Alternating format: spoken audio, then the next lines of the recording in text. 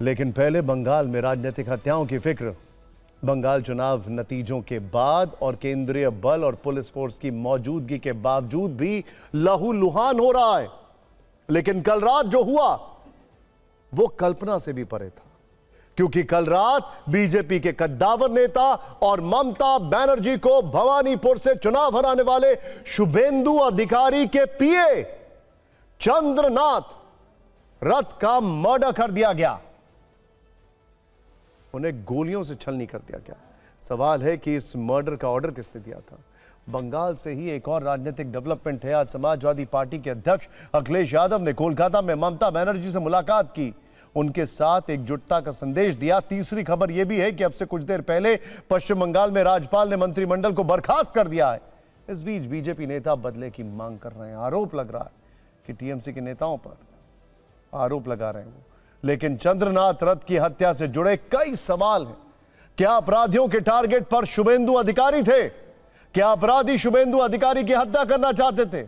यह सवाल इसलिए क्योंकि शुभेंदु अधिकारी ने खुद इस तरह का दावा किया।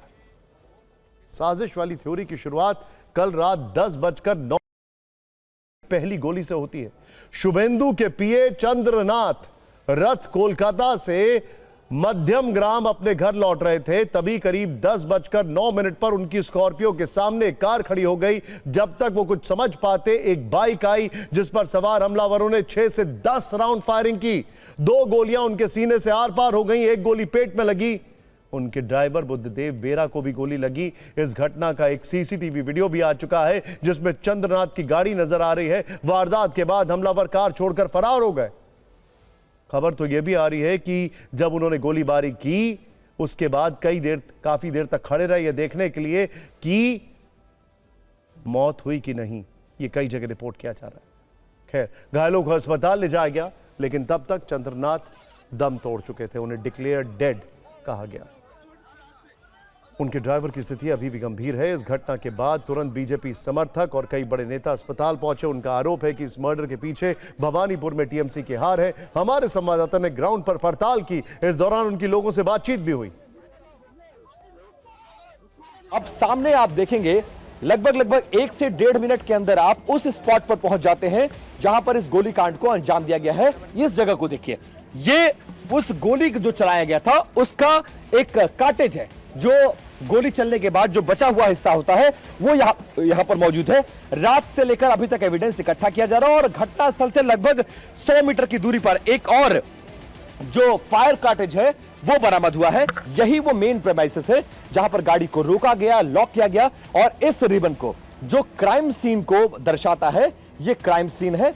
नॉर्थ 24 परगना की जो लोकल थाने की पुलिस है उसने इसको यहां पर लगाया है। इस बिजली के पोल पर अगर आप देखेंगे तो यहां पर देखिए ये कैमरा लगा हुआ है और इस कैमरे में पूरा इंसिडेंट रिकॉर्ड हुआ है। हालांकि ये किसी रेजिडेंट का कैमरा है। पुलिस इसके फुटेज को खंगाल रही है। अगर आप यहां पर देखेंगे तो इससे आप अंदाजा लगाइए कि हत्याकांड को यहां पर अंजाम दिया गया है। इस रास्ते से वो आते हैं और यहां पर हमलावर उनका इंतजार कर रहे होते हैं और बाकायदा उनकी ट्रैकिंग की जाती है। इस हत्याकांड में 2 गाड़ियों का इस्तेमाल किया गया है, एक कार और एक बाइक का इस्तेमाल किया गया है। ये जो जगह है यहाँ पे पुलिसकर्मियों का जमावड़ा है और यहाँ वो देखेंगे जहां पर शीशे के टुकड़े हैं। और मैं अपने कैमरे पर्सन मनीष से कहूंगा कि उस जगह को थोड़ा जूम करें और फोकस करके दिखाएं। यही वो क्राइम स्पॉट है जहां पर उनकी गाड़ी को ट्रैक किया गया। ट्रैक करने के बाद रोका गया, रोकने के बाद गोलियां चलाई गई। लगभग 4 से 5 राउंड गोलियां चली हैं। जब आपने शोर सुना तो शोर सुनकर आप यहां पर आए? हम दौड़ के आए। हाँ। कार के अंदर 2 आदमी पड़ा था। हाँ। एक गाड़ी कौन सी थी? स्कॉर्पियो गाड़ी थी? स्कॉर्पियो को ब्लॉक किया था एक ऑल्टो गाड़ी। हाँ। और कार के अंदर एक आदमी रो रहा था और 2 आदमी पड़ा था। उनका हालत बुरी है। हाँ। लेकिन सांसें चल रहा था। हमने बोला सांसें चल रहा है, जल्दी से हॉस्पिटल लेके जाओ।